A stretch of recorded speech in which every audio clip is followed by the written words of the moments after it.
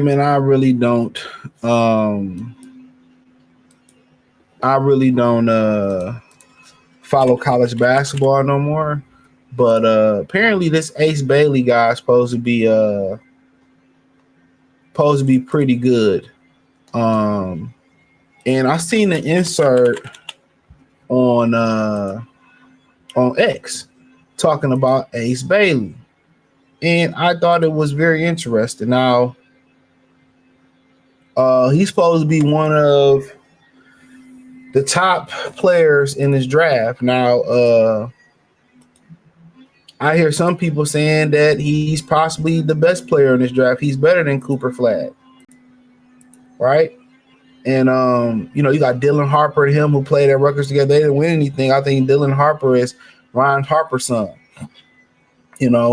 But the interesting thing about it is this draft, a lot of kids chose to go back to school. NIL, uncertainty, and nobody been really paying attention. The NBA draft it's an uptick from last year at the top, but it's kind of been getting weaker and weaker and weaker. You know what I'm saying? But the alarming reason why Ace Bailey's NBA draft stock is plummeting, you won't fucking believe it if you haven't read it.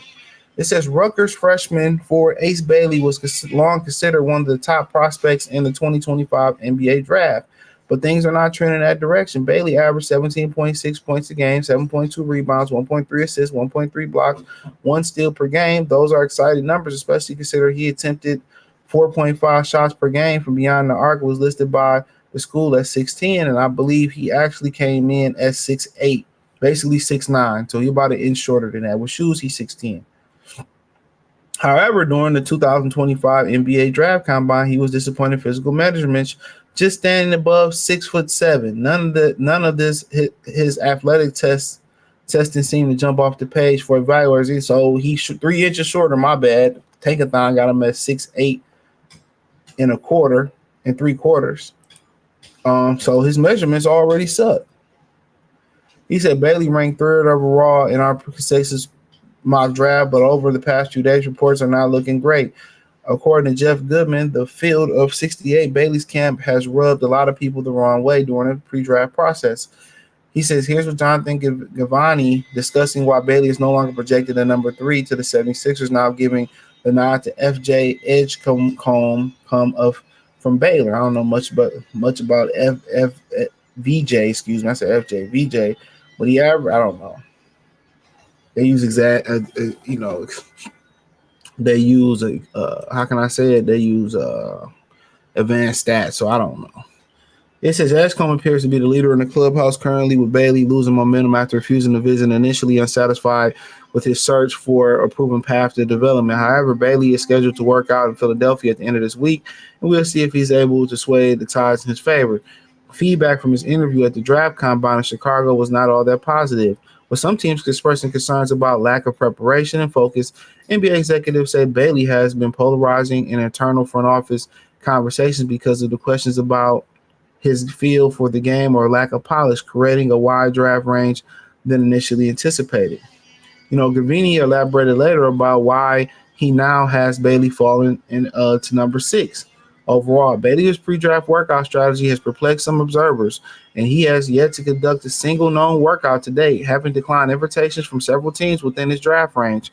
Sources say Bailey's camp has informed interested teams that they believe he's a top 3 player in the draft, but also seeks a clear pathway to stardom, perhaps feeling comfortable that a team will trade up to get him at 3 or 4 should he drop. Some teams question whether Bailey has received assurance of being selected by a team currently outside the top 5 to a situation deemed more advantageous from the geographic and playing time perspective. And this is the issue here. These players, and I talked about this in the video I did about Kevin Durant on Tuesday. These players, they want to go to a situation where they are comfortable. They understand that the NBA promotes certain markets better than other markets.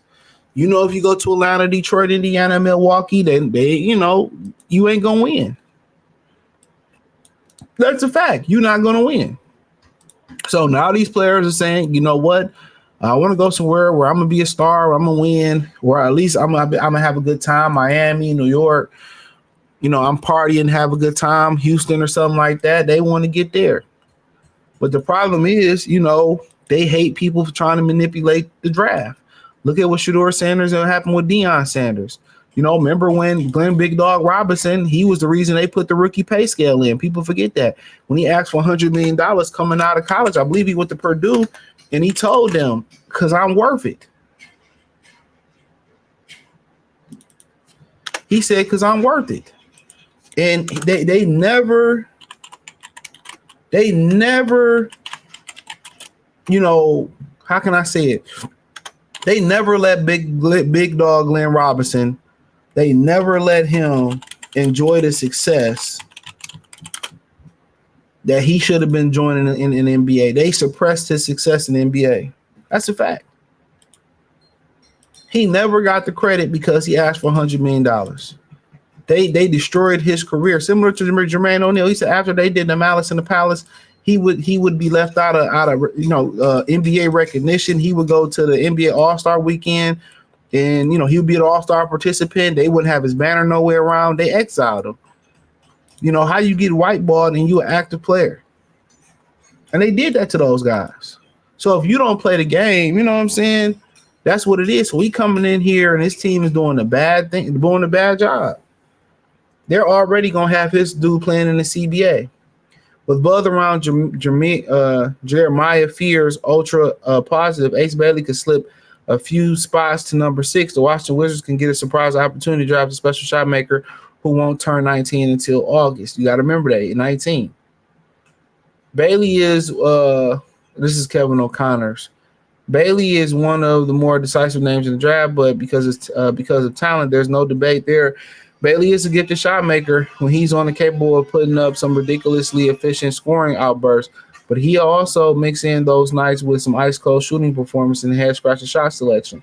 The tools are there, no question, but the consistency has been a big issue that keeps resurfacing.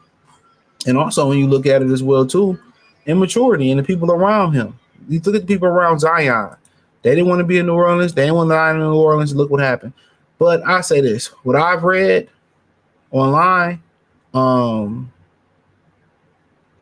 is that he's trying to get to Charlotte. That's the rumor. He's trying to get to Charlotte. That's the rumor. He's trying to get to Charlotte. So he sounds like he's intentionally trying to fall to get to a certain place. I don't know if Charlotte's true, but I just thought it was an interesting story. Check out the NBA Talk playlist. Thumbs up the video, share the video, subscribe to the channel. Next subscribe button is the bell icon button. Hit all notifications, increase your chance, get notifications. We go live and drop video. I appreciate y'all for supporting the channel. Let me know what you girls and guys think in the comment section. Peace.